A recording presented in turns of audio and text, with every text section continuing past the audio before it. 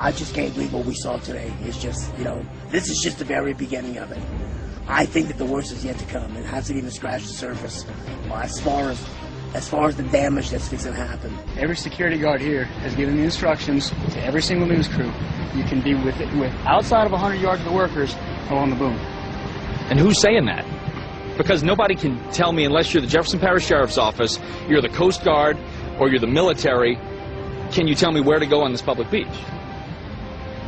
I can tell you where to go because I'm employed to keep this beach safe. And right now, those are my instructions. I have to keep the workers safe as well. I'm going to go and try and talk to a worker under the tent. Can I do that? No. He's on a break. You are not allowed to interview any workers. The workers can talk to the media, according to the BP CEO 2 days ago. That word still hasn't trickled down to you all? We've already heard that one too. Yeah. What do you mean you've heard that one? It's true. The email does not explicitly give you permission to do that. There are quotes from Doug Suttles that say no one has been barred access to talk to the media, and that it's a misunderstanding, and the word hasn't trickled down to all the appropriate channels yet. That's what he said 2 days ago. So 2 days later, that word still hasn't trickled down. The word it's been briefed to us. By whom? Who's briefing you all? That's not important right now. Well, if you're telling me that I can't do it, it's important that I know who's briefing you. What's important right now is you cannot talk to the workers. You're interfering with their jobs right now. If there's somebody on break, I'm interfering with his job? Yes, you're interfering with his rest. Sir, you cannot talk to anybody there. Can I yell from a distance? No. I'm sorry, but that's the way it is. Sir, you cannot interview the workers. There are certain fly zones that you couldn't go over at all. And then there are other zones where you had to maintain a 3,000-foot elevation. So primarily for the flight today, I believe we were around 2,500 to 3,000 feet. But there are certain areas that we couldn't fly over at all. And he kind of shows that on a map. So yeah, there are flight restrictions, but there's a lot of activity going on down there too. I mean, I saw countless helicopters down below us. And I guess I got 11 miles south of here, and it was really close because when we landed, I got a phone call saying, "How close did you get?" So I went to the fix and made a right-hand turn, and it was the Department of Homeland Security, Air and Marine Division. They called. You're kidding me? They called you as soon as you landed. Yeah. And I was 11 miles, and she's, well, we're looking for another aircraft that was 40 miles south. And I think they were looking to violate them. You're kidding me? Charges, yeah. Army was here. I mean, this is big time. Army. There was a couple Army airplanes, a couple Black Hawks. Who else was Department of Homeland Security? Yeah, when they close down airspace like that, you don't want to mess with it. A buddy of mine. Why are they closing down the airspace? Do you know? I have no idea why they do it. My travel partner, Jet, actually did some research with West Jefferson Medical Center in Marrero, Louisiana. Mm-hmm. Yeah, and basically what they told us, that was between May 26th and May 30th, there have been 2 emergency admits, 6 ambulance, 3 helicopter, and 2 walk-ins. I'm so sorry, 11 emergency admits, 6 ambulance, 3 helicopter, 2 walk-ins. The symptoms were nausea, dizziness, severe headaches, respiratory distress. They were caused by chemical exposure to fumes from oil and dispersants. After that, after May 31st, they opened a first aid tent on Grand Isle and also one at Lafitte. And over 70 people have been treated there in those 2 places. And they have begun pre-screening cleanup workers. There are now reports of crews cleaning the oil spill in the Gulf actually falling ill. Some of them have even been hospitalized with flu-like symptoms, and they're calling it now Gulf oil syndromes. A lot of questions about how serious this is and what exactly we're looking at here.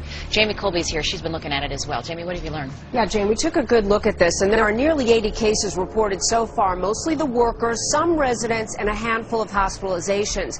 Mostly body aches, skin irritation, headaches, dizziness, nausea, and respiratory ailments. But now Dr. Manny Alvarez of Fox's Medical Aid Team says America is facing a crisis. He calls it Gulf oil syndrome, and he says we need to watch out for serious health issues, even the potential damage to the brain.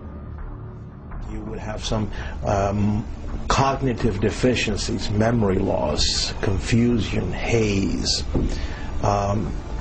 That's usually in an adult brain. Problem is in a young brain. We got to monitor the rates of autism and learning disability. So Dr. Manny says right now those at greatest risk are the workers on the front lines cleaning up the spill and those in the neighboring communities, followed by folks with chronic diseases, pregnant women, and children. Right now the CDC, the Department of Health and Human Services, OSHA, and the EPA, they're all with teams there monitoring the impact, and doctors say this is an unprecedented disaster. Clearly they're toxins. They're chemicals that are not supposed to be in the human body. So they are toxic to many organ systems, especially the nervous system. If they don't contain this thing, and this is a big if they don't, with the toxic gases that are coming out of this well with the oil, hydrogen sulfide, benzene, methylene chloride, and our stupid congressmen up there, they haven't got the backbone of a jellyfish. They don't have an ounce of care for human beings, or they'd be telling them what the Environmental Protection Agency has found that is blowing over the land. Now, I was a pilot for 30 years.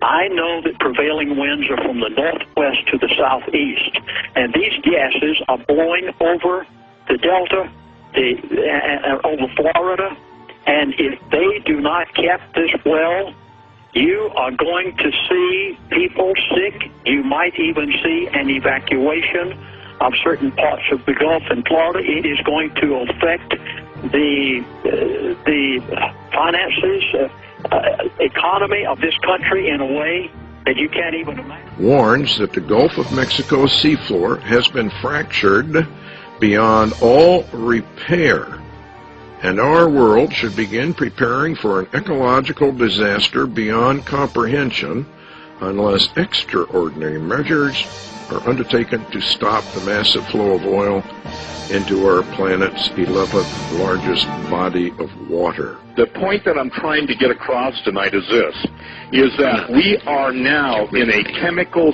soup, worst case nightmare. The pressure that is building, as Pastor Lindsey Williams was talking about, at 25,000 feet. See, everybody's dealing, and God bless Lindsey for bringing this out.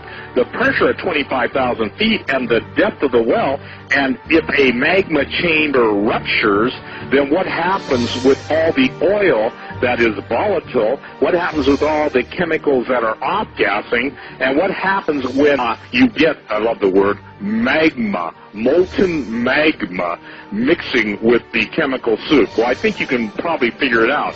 Not to mention the methane hydrate that will turn obviously to methane gas, and then we got a problem, ladies and gentlemen, and Houston won't be able to solve it. As in fact, Houston's in big trouble. The point that I'm trying to get across to you tonight, those of you who can move out of the Gulf Coast, who have the capability, I would suggest that you should move now. If you've listened to anybody who has ever been a refugee, you do not want to be it. Well, ladies and gentlemen, the famine that is associated with this incident in the Gulf is so staggering in the ramifications. I think even mainstream media is carrying that 40 to 50% of the United States citizens on the Gulf Coast live by the protein of the sea. This is the first time you've seen it. What was your initial response? I'm just, I'm totally shocked. I didn't think that it was that heavy. It's spreading fast. It's spreading very, very like fast. A lacquer over the water to me. And it's it's very thick.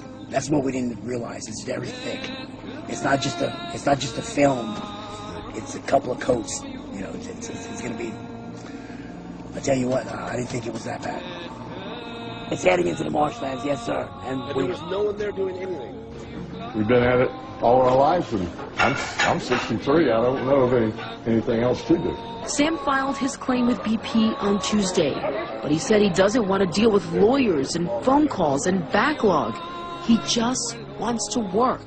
How much do you love this business? 30 years. You love it. And you're scared.